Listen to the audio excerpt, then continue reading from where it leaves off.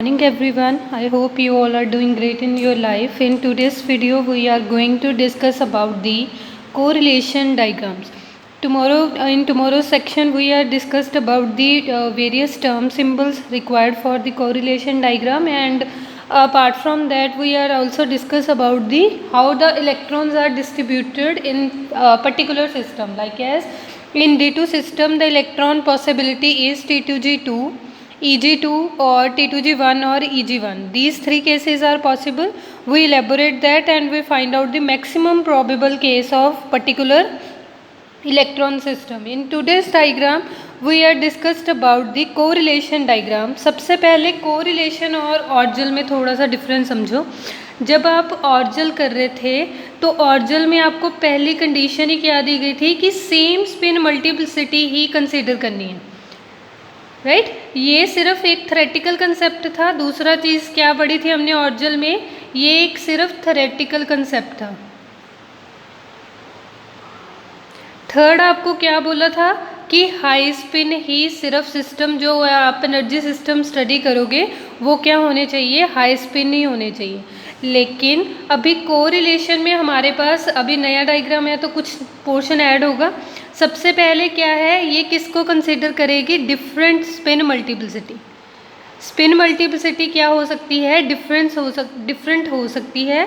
आपने मैक्सिमम जो भी ट्रांजिशंस पॉसिबल हैं हम वो डेवलप करेंगे.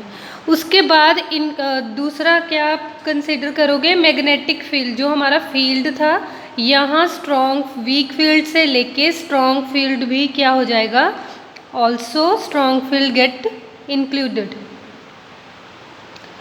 थर्ड चीज़ क्या थी कि यहाँ पर हमने क्या बोला था कि हाई स्पिन के सिर्फ कॉम्प्लेक्सेस हमारे पास ऑर्जल शो करेंगे, लेकिन यहाँ पर हमारे पास स्ट्रॉन्ग फील्ड और वीक फील्ड में हम कोरिलेशन सेट करेंगे. That's why we call it as correlation, क्योंकि हमने रिलेशन डेवलप करना है लो फील्ड में कॉम्प्लेक्सेस के साथ और स्ट्रॉन्ग फील्ड के साथ. तो जैसे हम डायग्राम डिस्कस करेंगे तो ये कुछ पॉइंट्स थे जो आपको पता होने चाहिए थे पहले. उसके बाद हम क्या डिस्कस करेंगे, आपने एक चीज़ और यहाँ पर इंट्रोड्यूस हो गई, non crossing rule. Non crossing rule, non crossing rule में आप क्या बोलोगे, इसमें क्या है, सेम स्पिन मल्टीप्लिसिटी की बिल्कुल सेम मल्टीप्लिसिटी. जैसे वहाँ पर हमने क्या किया था, 3T1G और 3T1G को हमने रिपेल किया था ना ऑर्जल में. सिमिलर वे में यहाँ पर भी सेम सिमिट्री आएंगी. सारे कंपाउंड जो हमारे पास वीक फील्ड होगा और उसके कॉरेस्पॉन्डिंग स्ट्रॉन्ग फील्ड होगा तो वहाँ पर भी सेम सिमिट्री आएगी. तो आप किसी भी सेम सिमिट्री वालों को क्रॉस नहीं करोगे, यानी कि वो एक दूसरे से ऐसे दूर चलेंगे. They never meet each other. वो पैरेलल लाइंस आपके साथ पास क्या करेंगी, मूव करेंगी. क्लियर, दैट्स सब. ये सब बेसिक कॉन्सेप्ट था जो आप कोरिलेशन में कंसिडर करोगे. एक एग्ज़ाम में आप कोरिलेशन जब भी डेवलप करोगे तब आप डायरेक्टली कोरिलेशन, आपको जिस सिस्टम की भी पूछी हो, आप डायरेक्टली कोरिलेशन पर जंप नहीं करोगे. आप पहले उसके कुछ पॉइंट्स लिखोगे. लाइक एज यहाँ पर हमने जैसे पॉस्टुलेट्स लिखते हैं वैसे कोरिलेशन के भी ये पॉस्टुलेट्स हैं. तो आप पे आपको एग्ज़ाम में जैसे D1 सिस्टम पूछा गया, D2 पूछा गया, D3 पूछा गया, ये पॉस्टुलेट आप हर बार इंक्लूड करोगे. उसके बाद आपका जो रिस्पेक्टिव एग्ज़ाम में पूछा गया क्वेश्चन होगा आप उसी तरह उसे अटैम्प्ट करोगे. सबसे पहला पॉइंट क्या है, for a metal ion with particular DN configuration in free state the total number of electronic energy levels remain the same whether under the influence of weak crystal field और under the influence of strong crystal field. उसने क्या बोला कि आपकी जो DN की configuration है वो सेम रहेगी, चाहे आप उसे किस मर्जी फील्ड में रख दो वो चेंज नहीं होगी. कि जैसे हमने D को स्प्लिट कर दिया, T2G और EG में स्प्लिट कर दिया, वीक फील्ड में भी वो स्प्लिट हुआ है, स्ट्रॉन्ग फील्ड में भी वो स्प्लिट हुआ है. नेक्स्ट हमारे पास क्या रहेगा, there is 1-to-1 correspondence between the energy levels of same symmetry in weak crystal field. जब भी आप डायग्राम में मैचिंग करोगे तो आप सिर्फ सेम क्रिस्टल फील्ड, जैसे यहाँ पर लेफ्ट साइड में सपोज करो आपके पास T1G का 1T1G है, दूसरी साइड आपके पास 3T1G है. तो आप क्या करोगे, आप देखोगे कि ये T1G तो है, स्पिन का ही चेंज है, तो आप इसे क्या कर दोगे, मैच कर दोगे. लेकिन आप ऐसा नहीं करोगे. एग्जैक्टली जो सिमेट्री मैच करती होगी, चाहे वो लेफ्ट साइड में है या राइट साइड में नहीं है, तो ही आप 1:1 मैच करोगे। या फिर आप ये भी तरीका नहीं करोगे कि 1T1G यहाँ पर सपोज करो 2 बार आ गया, ठीक, आपने इसके साथ भी मैच कर दिया, इसके साथ भी मैच कर दिया, ये भी नहीं करोगे। 1:1 कॉरस्पॉन्डेंस रखनी है, यानी कि एक 1T1G दूसरी साइड के एक 1T1G को ही सेटिस्फाई करेगा। ना आप ऐसा करोगे कि आप स्पिन मल्टीप्लिसिटी में आप बोलोगे थोड़ा सा ही तो एलिमेंट इसमें फ़र्क है कि स्पिन मल्टीप्लिसिटी बाकी सिमेट्री एलिमेंट तो सेम है। ना आप ये ऐसी मैचिंग करोगे, ना आप ऐसी मैचिंग करोगे, 1:1 ही रहेगा। उसके बाद आपको बोला गया है नॉन क्रॉसिंग रूल, वो मैंने आपको पहले बता दिया। सेम सिमेट्री वाले एलिमेंट्स को आप क्या क्रॉस नहीं करोगे, हमेशा आप वो पैरेलल अपने आप से, अगर आप अपनी डायग्राम में सही ड्रॉ कर रहे हो आप अपने डायग्राम, तो वो अपने आप से सही मैच होंगे। लेकिन अगर आपने कोई एलिमेंट नीचे से स्किप कर दिया और ऊपर जाके उसे किया, तो वो डेफिनेटली क्रॉस कर जाएगा। अभी हम सिस्टम ऑब्जर्व करेंगे ना, तो आपको क्लैरिटी हो जाएगा। While all the energy levels D1 D9, और एक बात ये भी याद रखना, कोरिलेशन डायग्राम क्या है, एक क्वालिटेटिव है, यहाँ पर मैंने सर्कल भी किया हुआ है, ये क्वालिटेटिव ड्रॉ है, क्वांटिटेटिव नहीं है। तो how would you able to जज वेदर इट इज़ क्वालिटेटिव और क्वांटिटेटिव, कि डायग्राम में जब भी आपको कोई एनर्जी डिस्क्रिप्शन दिया होता है वो क्वांटिटेटिव होती है, राइट।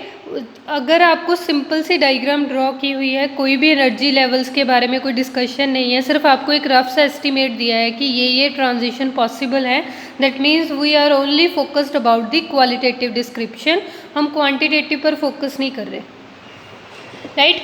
उसके बाद नेक्स्ट हमारे पास क्या रहेगा, नेक्स्ट आपके पास अगला पॉइंट क्या है, according to positive hole formalism. ये आप पॉइंट, ऐसे पॉइंट्स को सिर्फ आप हल्का सा मेंशन करना कि जैसे हमारे पास सिस्टम ये रूल होता है कि T2G1 का जो बिहेवियर है वो T2G5 से मैच करेगा, यानी कि T2G6 माइनस n के साथ।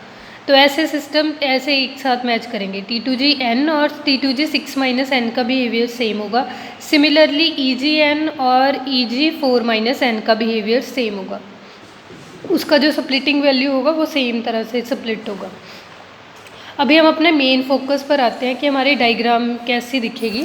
सबसे पहले हमारे पास जो डायग्राम है वो कौन सा सिस्टम है, D1 सिस्टम। ये काफ़ी इजी है क्योंकि बेसिक है, सिर्फ D1 में आपने कौन से एलिमेंट ही कंसिडर करने हैं, एक ही D1 में एक ही इलेक्ट्रॉन है, तो यहाँ पर हमारे पास 2D स्पिन स्टेट ही पॉसिबल थी। तो हमने 2D में हम क्या करते हैं, जैसे ये वाला लेफ़्ट वाला पार्ट आप क्या करोगे, ऑर्जल में जैसे हम करते थे, ऑर्जल में हमने क्या बोला था कि जैसे थोड़ा सा वीक फील्ड अप्लाई करोगे तो हमारा जो सिस्टम है वो ब्रेक करना शुरू कर जाएगा। D किस में ब्रेक करेगा, T2G और EG में। F किस में ब्रेक करेगा, T1G, T2G और A2G में। सिमिलर वे में जैसे जैसे डायग्राम इंट्रोड्यूस होती रहेंगी मैं आपको एक्सप्लेन करती रहूँगी। सबसे पहले आप क्या मेंशन करोगे, डायग्राम को पहले डिस्क्रिप्शन ध्यान से देखो। सबसे पहले यहाँ पर फ्री आयन टर्म, यानी कि जितने भी यहाँ पर स्पेक्ट्रोस्कोपिक टर्म सिंबल्स पॉसिबल हैं वो आप सारे मेंशन करोगे। ये सिर्फ एक इलेक्ट्रॉन सिस्टम था, इसी वजह से D1 में सिर्फ हमारे पास 2D का इंट्रोडक्शन है, बाकी हमने कंसिडर नहीं किए। उसके बाद आप क्या करोगे, D under the influence of weak field किस में स्प्लिट हो रहा है, T2G में और EG में। स्पिन स्टेट यहाँ पर ध्यान से देखो बच्चे, जहाँ पर 2 है वहाँ पर आप 2 ही मेंशन करोगे, जो स्पिन स्टेट है आप वैसे मेंशन करोगे। अब इसके बाद यहाँ पर जो 6 और 4 लिखा हुआ है वो कैसे लिखा हुआ है वो भी बता देते हैं।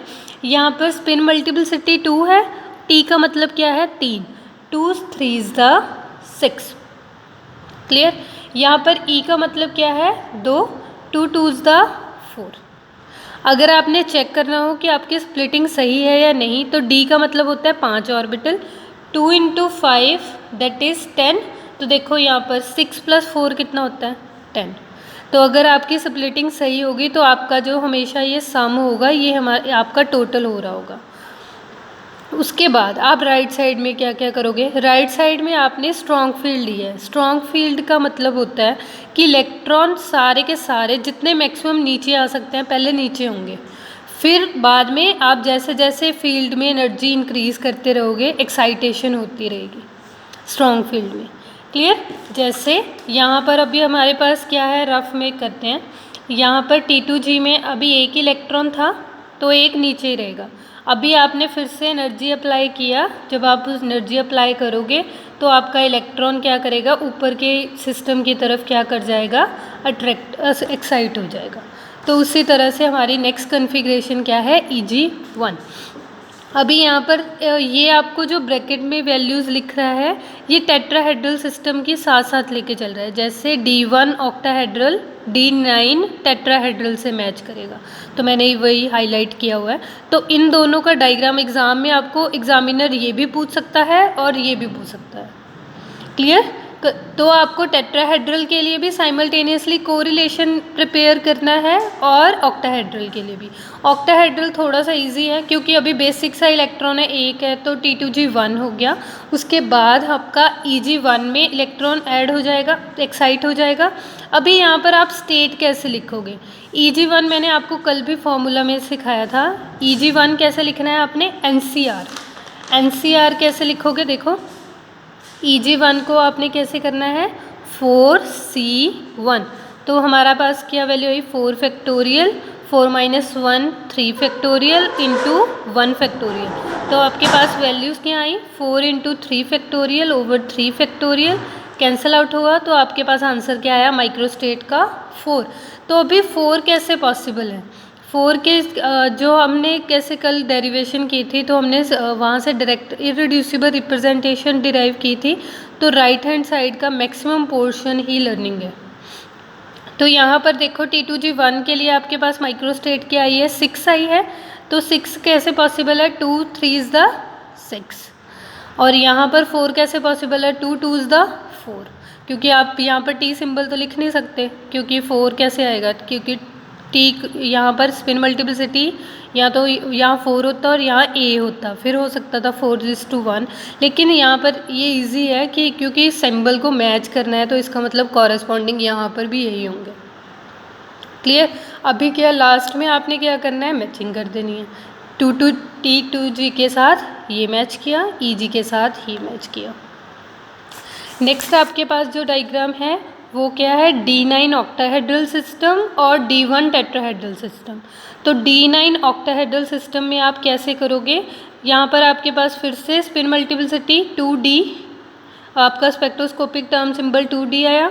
अभी फिर से आप वैसे उसे स्प्लिट करोगे, क्योंकि हमने D9 में देखा था, D9 में हमारे पास ऑर्जल में हमारे पास कैसा था, क्योंकि लेफ्ट पोर्शन ऑर्जल की तरह चलेगा।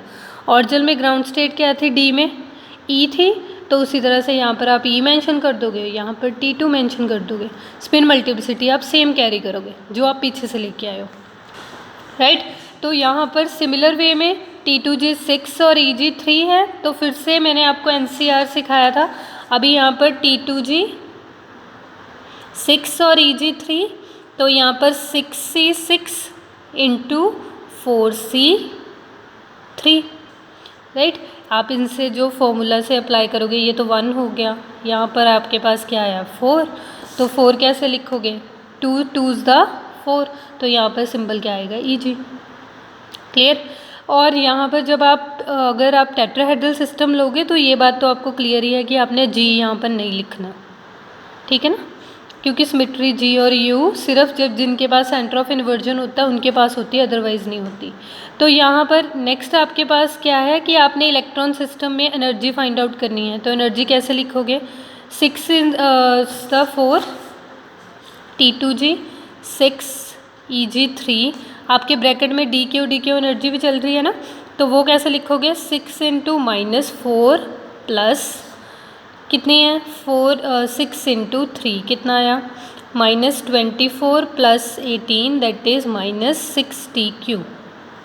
तो ये देखो यहाँ पर ऐसे एनर्जी निकालते हैं। T2G 5 और EG 4 में भी सिमिलर करोगे, 5 × -4 + 4 × +6, तो उसका डिफरेंस लोगे तो आपके पास ये +4DQ एनर्जी आ जाएगी। तो इस तरह से अभी दोनों के सिंबल रेडी हो गए। तो यहाँ पर आपके देखो ये वाला आप एग्जैक्टली मैच कर दोगे और ये वाला एग्जैक्टली मैच कर दोगे।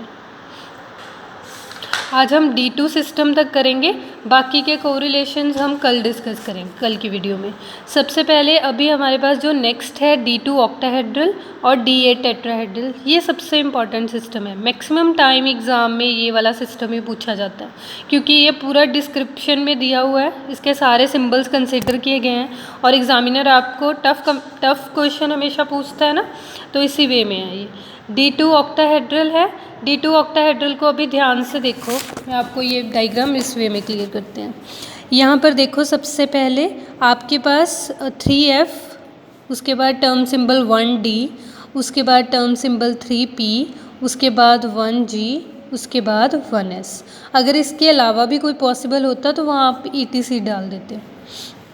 उसके बाद यहाँ पर आप वीक क्रिस्टल फील्ड टर्म करोगे। वीक क्रिस्टल फील्ड में मैंने आपको बताया था F कितने में स्प्लिट होता है, T1G, T2G, A2G। अभी डिस्क्रिप्शन में T1G नीचे क्यों आया, क्योंकि हमने D2 ऑक्टाहेड्रल की ऑर्जल देखनी है। ऑर्जल में देखो जाके, वहाँ पर T1G नीचे है, ठीक। उसी तरह से फिर T2G, A2G। अभी D किस में स्प्लिट होगा, T2G और EG में। तो जब भी आपको इलेक्ट्रॉन स्पिन दिया जाएगा, इलेक्ट्रॉन जैसे ये वाला अभी नीचे है, इलेक्ट्रॉन के थ्रू ट्रांजिशन होगी, तो आपके T और E में से T की सिमेट्री ज़्यादा है तो वो नीचे होगा।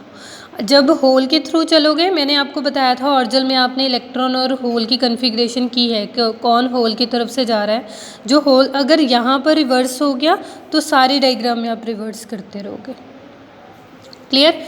तो यहाँ पर सबसे पहले आपके पास क्या आया, T2G, EG। P स्प्लिट नहीं करेगा, वो एज सच रह गया। G कितने में स्प्लिट करेगा, G में आप चेक करो कितने हैं, 1/9 है। T1G, T2G, EG और A1G। S भी स्प्लिट नहीं करेगा, S का सिमेट्री एलिमेंट क्या होता है, A1G। क्लियर। अब इसके बाद आपके पास यहाँ पर देखो, यहाँ पर सबसे पहली कन्फिग्रेशन क्या आएगी, लो स्पिन है, T2G2। फिर आपने एनर्जी दिया T2G1, EG1। फिर आपने एनर्जी दिया EG ट्वाइस।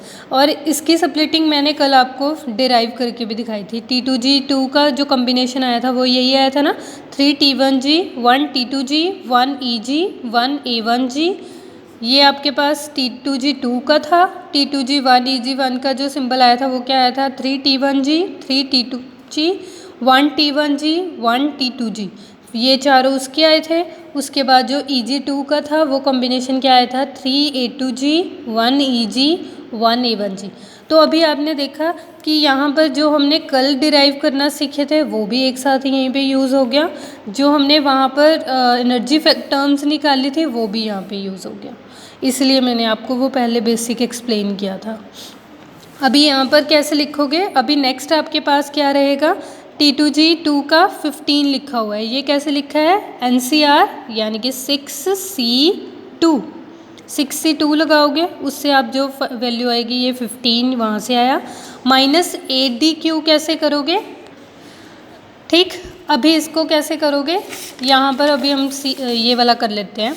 T2G2 को कैसे किया था, 6C2, 6 factorial over 4 factorial over 2 factorial. तो इससे हमने जो फाइंड आउट किया है वो टर्म है 15। क्लियर। उसके बाद जो एनर्जी है वो आप फिर से फाइंड आउट कर लोगे। T2G2 के एनर्जी फैक्टर्स क्या आएंगे, T2G2 का एनर्जी फैक्टर क्या आएगा, 2 × -4 दैट इज़ -8DQ। तो यहाँ पर एनर्जी क्या आई, -8DQ। क्लियर। अभी यहाँ पर नेक्स्ट देखो, आपके पास यहाँ पर 9 लिखा हुआ है, 3 लिखा हुआ है, 2 लिखा हुआ है, 1। ये कैसे लिखोगे, 3 को T के साथ मल्टीप्लाई करो, 3 3 = 9। 1 × 3 3, 1 × 2 2, 1 × 1 1। क्लियर। अभी इसके बाद सेकंड में भी आप ऐसे ही करोगे, 6C1 4C1 उसका करोगे तो आपको 24 मिल जाएगा। और इसके बाद 2DQ आप कैसे करते हो, -4 × 1 + 6 × 1। तो हमारे पास एनर्जी क्या आया, +2DQ। तो ये सारी चीज़ें आपने डायग्राम में जब आप क्वेश्चन एक्सप्लेन करोगे एग्जामिनर को, तो ये सारा आप साइड में सॉल्व करके भी दिखाओगे, क्योंकि आपके बुक वाले ने आपको सिर्फ डायग्राम एक्सप्लेन की है, तो आप ये काम पहले करोगे। उसके बाद नेक्स्ट आपके पास क्या रहेगा, EG2 में आप क्या मेंशन करोगे, आपके पास 6 क्या लिखा हुआ है, माइक्रोस्टेट। तो माइक्रोस्टेट कैसे करोगे, 4C2 को सॉल्व करोगे तो 6 आएगा। और 12DQ कैसे आया, 6 into 2 that is plus 12D cube. तो आप एनर्जी मेंशन करोगे यहाँ पर 3 इंटू 1 3, 1 इंटू 2 2, 1 इंटू 1 1। तो वो आपको वो माइक्रोस्टेट्स लिखी हुई हैं। अभी आपने क्या करना है, मैचिंग कैसे करोगे, T1G को T1G के साथ एग्जैक्टली सेम, T2G के साथ। अभी देखो T2G एक साइड से शुरू होना, कोई भी रैंडम मैच करना नहीं शुरू करना, एक साइड से शुरू होगा, नीचे से शुरू हुए T1G को T1G से, फिर T2G को वहाँ T2G से, A2G को वहाँ A2G के साथ, यहाँ पर 1 देखना कोई स्किप ना हो जाए। तो मैचिंग इस वे से करनी है। आपका कोई भी डायग्राम में सेम सिमेट्री क्रॉस नहीं करना चाहिए। अभी देखो यहाँ पर 1 था तो वो क्रॉस कर गया 3 वाले रीजन के साथ, अदरवाइज़ वो क्रॉस नहीं करेगा। 1E1G T1G T1G, यहाँ पर T1G 1T1G एग्जैक्टली सेम आप 1:1 मैच करोगे। अगर आपको फिर भी कोई क्वेरी हुई तो मुझे कमेंट सेक्शन में मेंशन करना। That's all about this video, thank you so much.